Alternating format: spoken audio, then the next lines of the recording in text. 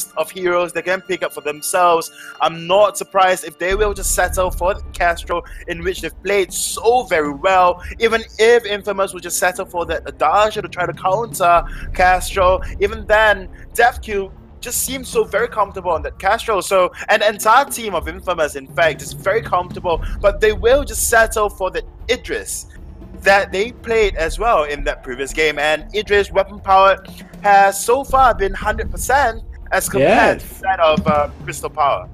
This weekend, 4 wins. It's one of the stats that we're maybe going to be extended if Weapon Idris does win, and that will be the end of the game today. Maybe there's a counter waiting to be found. Maybe the Lance Glaive combo could work to try and peel away from the Citrus. But wait, no, Lance has been banned. So perhaps you can go for Glaive Catherine to try and do a similar idea of trying to peel, not peel for the Idris, but to CC chain the Idris away. Glaive pick is really smart.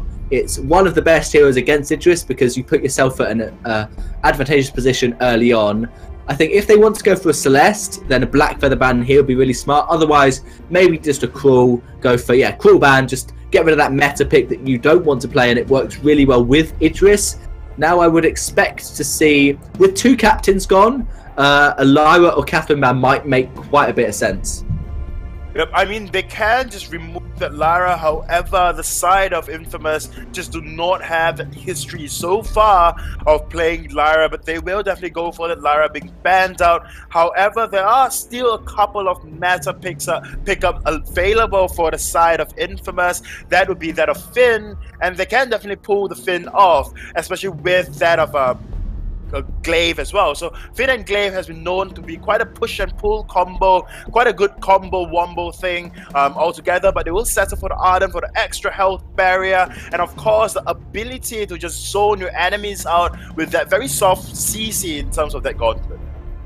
Yeah, it is interesting that they've decided Ardent over almost certainly going to be picked to go with the Idris because it's one of the best captains. Yeah, that's an pretty easy pick. And now if they go Celeste with this Catherine and Weapon Idris, that's a fantastic composition.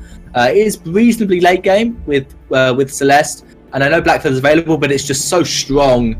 Scarf is most likely going to be the last pick here, just to counteract the Celeste, because if they've got one mage and you haven't got another, you have to be really confident in your Black Feather to be able to dive in, or another assassin such as Taka. You have to be really confident in them to be able to dive in on Celeste, otherwise you're just going to get outpoked, and late game you can have no chance.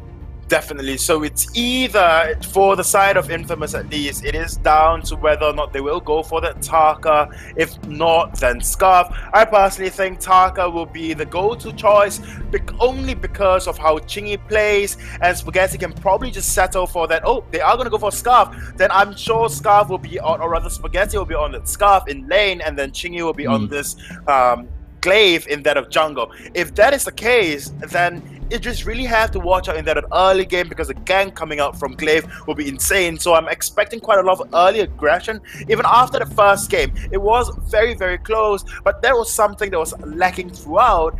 Glaive tried, or rather Chingy actually did try to go in for those ganks, but were just protected because Quartervore, because of how dynamic Quartervore is just roaming throughout the maps. If you're not in your bags, he'll be in your bags, taking your bags away.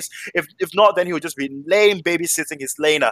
So that is one thing that, the side of Infamous have to worry about. But all in all, in the earlier part of the game, they definitely do win out in terms of damage and sieging capabilities as compared to the side of Impunity. Yeah, I think it's very even comps between the two teams, personally. I would hope that it's Glaive lane, because then you can try and bully Idris by just afterburning him constantly. But maybe you're right, maybe we are going to see the Glaive pushed into jungle, so they push the Scarf into lane.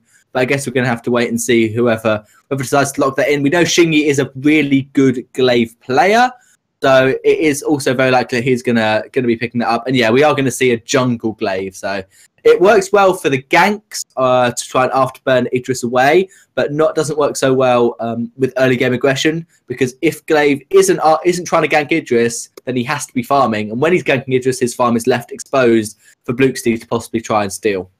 Yep, I'm sure the viewers can see this, and that is why I'll be just pointing it out. I mean, they are on their tournament server. They have got all the skins unlocked, but Quartervar more often than not just refuses to use any skin. Right? It's just something interesting that I just realized, and I'm just gonna point out altogether. But however, the side of Infamous. We saw them earlier on. They were very aggressive in that early game. However, because of their comp itself that they drafted for themselves in the first game.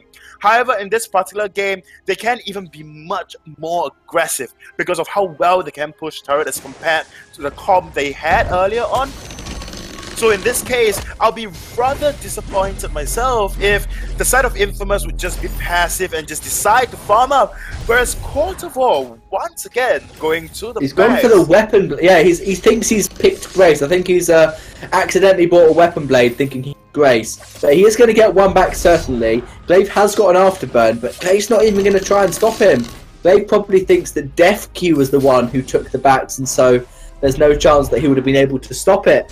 And once again, it's a really good start for Impunity, despite Infamous getting the Elder Tree in. Wait a second, that's an afterburn. DefQ going to fall. Is this a repeat of the first game, Luxury? We've just seen first blood for Infamous and backs taken away by Quartervar with a weapon blade. Well, I mean, as long as Quartervar with the Catherine will be building into a spell sword, then it will be a replicated first game. But all in all, I think it is just going to happen for Catherine itself, or rather with a Glaive in game.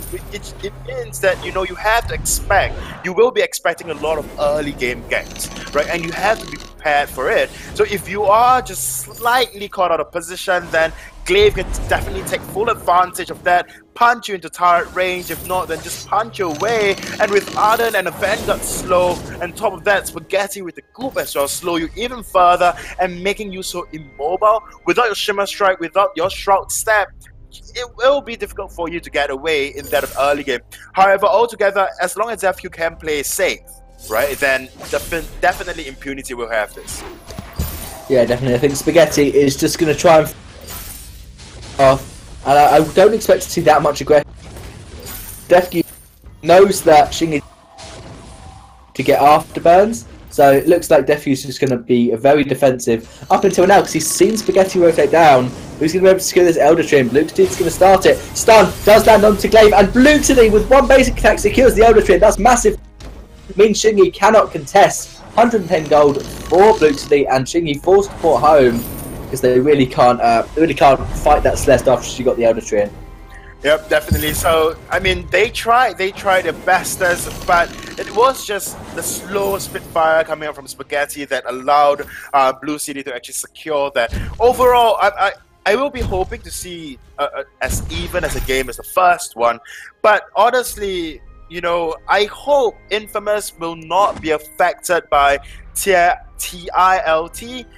In this early game. They just want to play to their strength of the comp, and that would be the early game itself, and hopefully Infamous can do that, because I mean DefQ on this Idris will take some time before he ramps up, before he has got his damage, even later than that of Scarf, and Scarf has just got such a better siege potential as compared overall, and even comparing it with Celeste as well.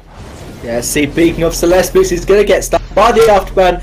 I'm going to return the favour with onto Shingy, but Rooksty forced to use his front damage. Fire doesn't quite connect. One more basic will secure the kill. Shingy afterburn. No, the Vanguard will be enough. Quartervar is now going to try and secure the back. Crystal Sentry has spawned, so he's strolling. Takes 13 seconds to reach its platform, and is going to try and fight. Here he is. Crystal Sentry is very annoyed with Shingy, and Bluxty has respawned, so Quartervar not sure what he's going to do. Is he going to try and run to buy Fountain? He cannot afford Fountain because of his weapon blades. He's going to go back towards the sentry, and Bluxty is back. Going to get the core collapse onto Shingy. Not quite in time to keep Quartervar alive, and Quartervar nearly got that Fountain. Well, nearly. So that fight, it seems so revengey altogether. Because we all know, because at some point in time, you know, when you just get away from enemy's jungle, you know the sentry is there, you just want to give up on that kill, you want to just walk off from that, and you do not want to go on further. But that just seems so revengey, like, oh, you come and take my bags, I'm gonna just kill you right now. I don't care who is gonna slow me, who is gonna come after me, and I'm just gonna destroy you in front of your sentry, and your sentry is gonna say nothing to that. So I guess overall, very well played for Chingy, and we are gonna see a very similar strat coming out from Infamous at this point in time. They are just gonna hyper farm Spaghetti up, you know, as much as possible. We see Spaghetti with 55 CS. I mean, compared you to DefQ. You say that hyper farming Spaghetti. DefQ has more CS than Spaghetti Exactly. by 2. So let's call that even. And Bluke's is 30 CS ahead. And there you go. This is one thing that I want to point out, is that although we do see that it's clear that Chingy wants to hyper farm Spaghetti, but Blue City has just got more CS as compared to that of Chingy, and DefQ have roughly more CS as well as compared to Spaghetti. So the hyper farming isn't quite working at this point in time, but altogether Chingy's items are relatively cheap for him to build early game damage, right? So Chingy just need the Tension Bow to put out a lot of burst damage in that early game with the Afterburn, Twisted Stroke into Blood Song once he gets his level 6, in which he is at this point in time. So with that hope, there you go. There's going to be the Afterburn on to Blukesley. Blukesley is going to try and land the core collapse, stop Chingy. That will be successful. Where's the Solar Storm? It's ready to be used. Blukesley doesn't want to use it just yet. DefQ is very low, but so is Chingy. Is he going to risk the Afterburn in 5 seconds? Not quite. And both teams just backing off. The gold is dead even, despite the 3 kills in favour of Infamous, just because of that CS disparity we were talking about earlier. Yeah, the CS is just such a big thing. Although you are trying to hyper farm, but you are just not doing it very systematically, and thus, you know, your opponents just can farm so much better as compared to you. Chingy spent a lot of time trying to take down Quarter 4 earlier on, and that really would spell doom, because, you know, the faster you take down your backs, your jungle, the faster you clear your jungle at east, the faster they spawn, the more rotations you get out of your own jungle. If you're gonna overstay your comfort, you know, overstay in the enemy's jungle without taking much farm, then it will fail on you altogether. But of course, going back onto this strat in which Infamous actually used earlier on and won the game for them, I'm not surprised if at this point in time Spaghetti can just put out as much damage as compared to when she was Celeste in this particular matchup. Yeah, definitely. So I think Bluke's is almost level 8, but doesn't really want to fight. And yeah, definitely Bluke's just gonna back off. They're being very, because he really wants to hit that level 8 power spike. I think with the fronts and mid should be able to do it. So that's really important for Impunity. And the gold mine is still just sitting. Maybe one of the teams are gonna try and sneak it. Scarf has really quick gold mine capture.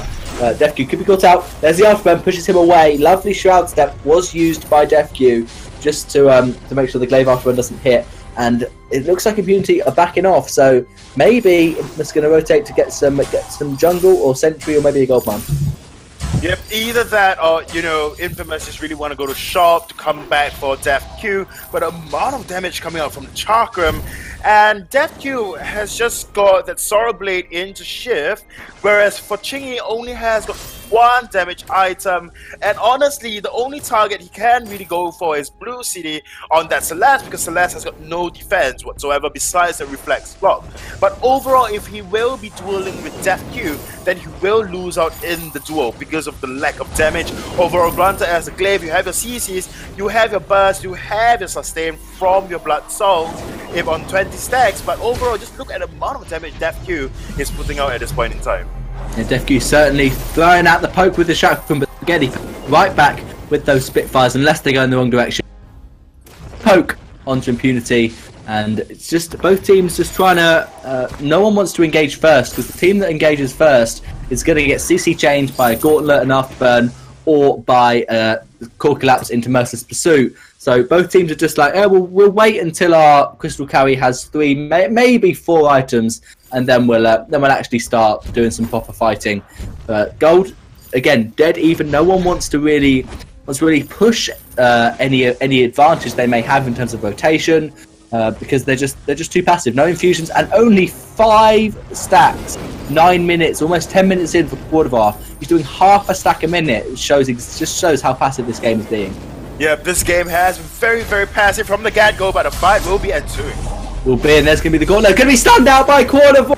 The Mercer's Pursuit stopping Tezzaboy's gauntlet. That is just for the BM. Bad manners by Cordovar, and now Impunity could definitely look to fight.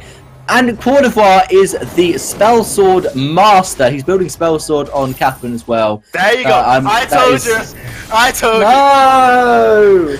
It's meant to be on Glaive and maybe on Kestrel, but there's going to be enough. But another lovely Shroud Step by Deputy. Done. Onto Shingy. A great Crucible onto the Blast Tremor. Shingy taking a lot of damage, but Blue Steel is very low on energy. And they're going to have to back off. This could be a turret for Infamous, despite seeming to have lost the fight.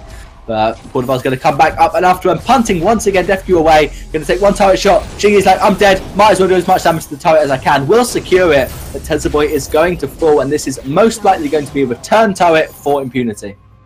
Oh, well, that is not a very good trade, is it? Because if you are going to take a turret, Tezzaboy risked his life to just save Chingy. Chingy just wanted to commit suicide, and Tezzaboy get caught out in the end, in which Impunity at this point in time can just easily take 400 gold per person per player for themselves, and if they want to, they can just push into this turret, force this turret to go down, and they have got 600 gold in advantage to your 200 gold, and on top of that as well, they have 2 return kills. I personally think Infamous now is playing a little too impatient, and granted, Chingy was about to die, and that is when you should just leave him be. You should just go and say, okay, he's about to die, he's just going to sacrifice his life to get he's going to take down the turret, and then we bug off. We do not try our best to, to stay in the fight and just restore our members, because it could have been a bigger, more catastrophic event that will, come from that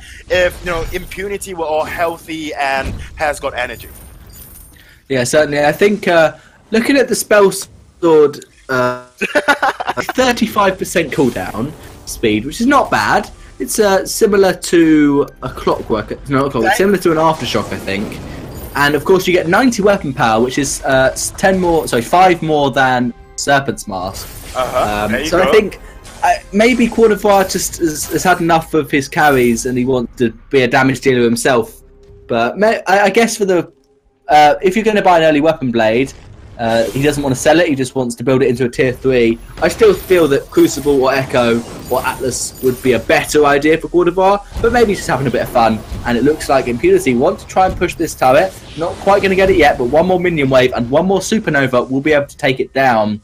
And Impunity aren't actually going to go for that. They're just going to back off, and there's going to be the engage from Defq onto Tezzaboy. Lots of damage, but Shingy is waiting in the top bush. They don't know where he is. Luxie's going to check it with a Helio, and that is where Shingy is. So now Impunity looking to push, and one more. There's the gauntlet. Arden is not letting this turret fall. Shingy, second gauntlet with the Echo, but that's going to be a kill by Luxie onto Shingy, and the Solar Storm a tad wide, but now this should be reasonably easy taking down the turret. Just push the wave, Impunity, and that will be a tier 1 turret, or maybe they want a Sentry. Defq's going to try and take the turret by himself, which is possible. Tough, but possible, yeah. One more basic attack, and that will be a gold mine and turret for Impunity, just trying to push this gold lead. And that was, I guess, it proves that Spell Sword and Catherine gels well together. I don't know, but Spell Sword on any captain is the new meta. Have fun in solo. There you go. Please, you're the analyst of SK Gaming, so please tell your teammates, tell your captains, to just go for Spell Sword. Right? Yeah, watching you later tonight. I guess no. So what did you learn about casting for Southeast Asia Minimizer? Oh, Spell Sword is OP on captain. It's OP, yeah. Spell Sword is now the most meta item every captain. So in solo queue, make sure you're both second captains. And no, so don't do that. Get comfortable. But yeah, Impunity really 4k gold ahead in this game. Actually, only about 3k gold. So they're not massively ahead, but they can really start to push their advantage. Despite the fact that Spaghetti's has actually got 3.5, almost 4 damage items, whereas Bluetooth's only got 2. Obviously, there's been a lot of hyper farming onto Spaghetti, but I think that is really interesting how they still couldn't win the fight despite how far ahead Spaghetti does seem to be on items. Yeah, that's 4 damage items now completed. The problem with Scarf is that, you know, your fireballs do not just stay there. There is no detonation for your Spitfire. What you can detonate your Spitfire, quote unquote, would be that of Goop. And it is just an area of effect, and people or rather players can just circle around it, and that would be another 10 seconds before your Goop is up, before your Spitfire and Goop combo can come up again.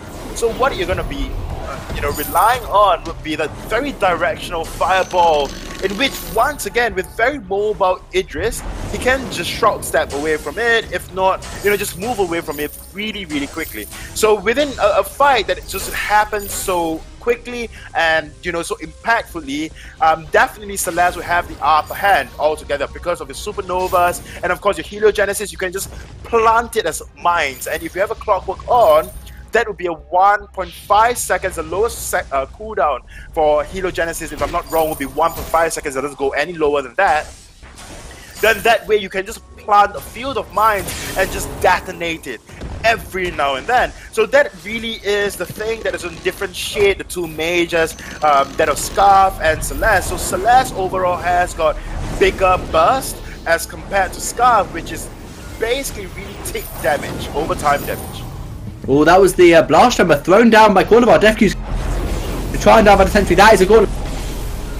White Echo on the gauntlet. There's the second one. Oh wow! How is Spaghetti's health bar is even lower than Tesla Boy's almost, but Tesla Boy did manage to fall. So that will be Impunity easily taking this Kraken with so much damage on that Celeste. Yep, that was Spaghetti channeling the Dragon's Breath, and it is very similar to what happened then, or what happened in previous match as well. No, not a previous match, but previous set. You channel your Dragon's Breath, but my Solar Storm comes out. It hits harder. It's a global ultimate, and can just fire you in the face with it. And that is the issue right now that, the entirety of Infamous really is facing right now, with that Scarf being picked up, because you have to be rather in close range for that, Scarf to put out massive amount of damage, whereas for Celeste, you can just poke from afar. Just look at the amount of range that Celeste has on the heliogenesis, and on top of that, the Solar Storm as well. Just really turning the Dragon's Breath into a Dragon Sneeze. It's certainly going to be see what Spaghetti can do with the big sneeze in this team fight. It looks like the Kraken's extremely low, so it's most likely Impunity are going to get one turret and then just back off. There's Dragon's Breath, there's the Afterbite going on Defq, lots of damage on Boosty, and the Gauntlet does stun out Cordobar, and the Echo was not available, so Kraken just going to get not half damage on this turret, and Impunity with Idris has a possible wall jump backdoor, but I'm not sure if Defq is comfortable on completing that wall jump. Well, honestly, they can just rush the base right now, and if you think about it, Infamous can't quite out-damage them whatsoever. We saw the amount of damage of Blue City, the Defq can just put out. And Defq, the amount of damage I'm basing Defq's damage on will be on Tesla Boy. The supposed tankiest hero in that of Infamous, and we saw one Chakram followed by a Shroud Stab and an empowered basic attack took off a quarter of Tesla Boy's health. So that is one thing to consider for Infamous going into any team fight. And if Spaghetti were to just channel this Dragon's Breath, then be very, very prepared for a point-blank Solar Storm in your face. Yeah, Blukesy still working towards Clockwork. Interestingly enough, gone for Broken Myth third item. We've seen a lot of Clockwork third on Celeste. This time he's going for the more traditional Broken Myth, just to try and stack up as much damage as possible.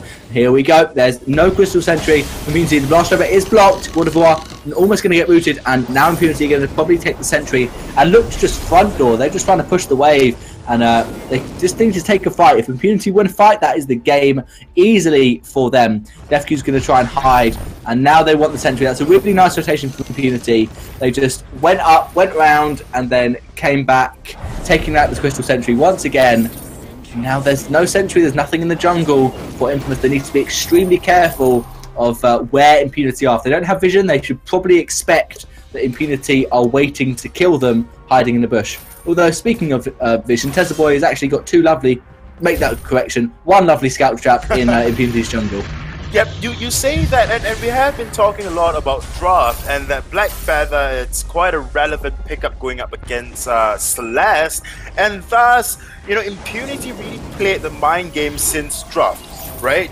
Impunity did not review, but I'll just hold my thoughts. FQ going in with that basic attack, but not doing much damage at this point in time, but Impunity definitely advancing, trying to just push Infamous back. But back to my point, before the next fight breakout, which will be now. Right now, Defy's going to go in, as you said, loads of damage on, despite being the supposed tanky team. Going to block the Merciless Pursuit, but Bluxty is trying to 1v1 Shingy. That gauntlet will be blocked up by Quarterbar. Lovely. And that fountain is nowhere near enough to keep Shingy alive. Now Impunity, 3 versus 2. Blast Tremor slams it down. There's the Echo. Second Blast Tremor is not blocked up. So DefQ is just trying to push the wave. And what Impunity? Do something, win or take Kraken. They're going to take the Kraken.